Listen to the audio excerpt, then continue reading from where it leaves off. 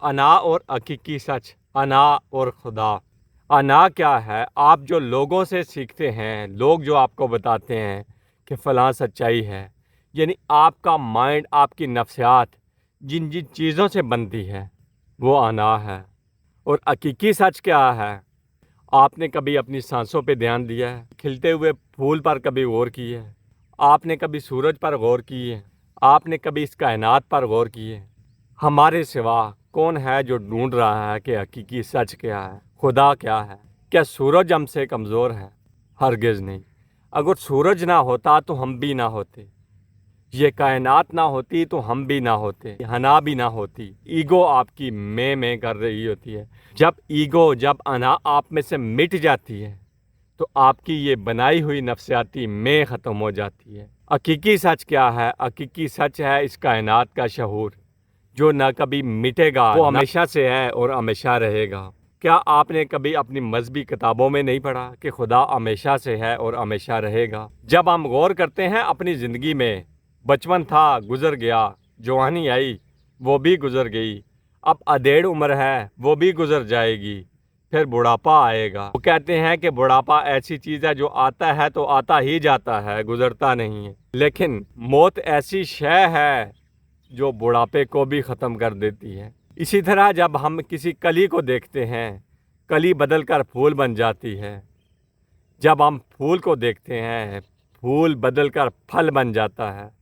اور جب ہم پھل کو دیکھتے ہیں تو پھل جو کھاتا ہے وہ بدل کر وہی بن جاتا ہے جو اسے کھا رہا ہوتا ہے۔ اور جب ہم کھانے والے کو دیکھتے ہیں تو کھانے والا بھی آہستہ آہستہ بدل رہا ہوتا ہے۔ گویا کہ 6-7 سال میں کھانے والے کا بھی پورا جسم بدل جاتا ہے۔ کچھ فضا میں تلیل ہو جاتا ہے اور کچھ جسے ہم حرکات و سکنات کہتے ہیں، جسے بولنا کہتے ہیں، جسے چلنا کہتے ہیں، اس انرجی میں کنورٹ ہو جاتا ہے۔ کیا ہے جو آخری سچ ہے؟ کیا ہے جو حقیقی سچ ہے؟ کیا ہے جو ہمیشہ سے ہے اور ہمیشہ رہے گا؟ جب کچھ بھی نہیں تھا تو وہ موجود تھا، جب کچھ بھی نہیں رہے گا تو وہ موجود رہے گا۔ اگر پانی کا ایک قطرہ سمندر سے الگ ہو جائے، سمندر سے الگ ہو کر خود کی تلاش کرنی شروع کر دے کہ میں کون ہوں، میں کیا ہوں، یا سمندر کیا ہے، کیا اسے کبھی سمندر مل پائے گا؟ جب تک پانی کا قطرہ خود کو سمندر میں فنا نہیں کرے گا تب تک اسے سمندر نہیں ملے گا، کیونکہ وہ ہمیشہ اپنے آپ کو ڈھونڈتا رہے گا، اپنے آپ کو کوئی الگ شے سمجھتا رہے گا۔ یہی تو کہا گیا ہے مذہبی کتابوں میں کہ روح امر ربی ہے، روح رب سے ہے، روح پرماتما کا انگ ہے، پرماتما سے ہے۔ ہمارا یہ جسم جو ہم نے مٹی سے، نباتات اور ثمرات سے اکٹھا کیا ہے، اس نے تو بدل جانا ہے، لیکن ہماری جو حقیقت ہے وہ اصل ہمارا روح ہے، ہماری آتما ہے، ہماری توانائی ہے، جو اس نور میں جا کر ملے گی جو نور ہمیشہ سے ہے۔ اسی لیے صوفی کہتے ہیں، ولی اللہ کہتے ہیں، رسولوں نے کہا کہ خود کو جانو۔ جس نے اپنے نفس کو جان لیا گویا اس نے خدا کو پہچان لیا۔ کیا کوئی بشر خدا کو مکمل جان سکتا ہے؟ تو اس کا جواب ہے کبھی نہیں۔ اگر کوئی دعویٰ کرتا ہے کہ میں نے خدا کو مکمل جان لیا تو وہ جھوٹ بول رہا ہے۔ خدا کو صرف محسوس کیا جا سکتا ہے، اور اس محسوسات کو ہم مکمل طور پر بیان بھی نہیں کر سکتے۔ اگر کوئی شخص جب خدا کو محسوس کرتا ہے، اگر وہ اپنے لفظوں میں بیان کرنے کی کوشش کرتا ہے تو گویا وہ لاہوت کو شہوت میں خلط کر رہا ہے۔ ہماری یہ بدھی، ہمارا یہ مائنڈ، ہمارے یہ جملے، ہمارے یہ لفظ بہت محدود ہیں، لیکن خدا لامحدود ہے۔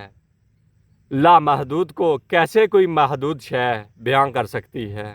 کسی نے کیا خوب جملے ایجاد کیے کہ خدا کو محسوس کر کے لوگوں کے سامنے بیان کرنا ایسے ہی ہے جیسے لاہوت کو شہوت میں خلط کرنا ہے۔ آپ اس دنیا میں دیکھیں، جتنی بھی لڑائیاں اور جھگڑے ہو رہے ہیں وہ کیوں ہو رہے ہیں؟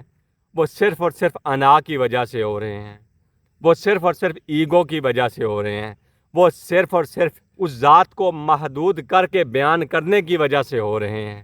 جو لامحدود ہے اسے کوئی کیسے اپنی محدود سوچ سے، کیسے اپنے محدود لفظوں میں بیان کر سکتا ہے؟ ہاں، یہ الگ بات ہے، قدرت نے خدا نے ہم میں یہ صلاحیت رکھی ہے کہ ہم اس لامحدود کو محسوس کر سکتے ہیں، لیکن ہمارے پاس لفظ نہیں ہیں، ہمارے جملے ختم ہو جاتے ہیں کہ ہم اس محسوسات کو بیان کر سکیں۔ اگر آپ کو ہماری ویڈیوز پسند آ رہی ہیں تو ویڈیو کو لائک کریں، دوسروں کے ساتھ شیئر کریں، چینل کو سبسکرائب کریں۔ ہم پھر حاضر ہوں گے ایک نئی ویڈیو کے ساتھ، تب تک کے لیے ہم آپ سے اجازت چاہتے ہیں۔ بہت شکریہ۔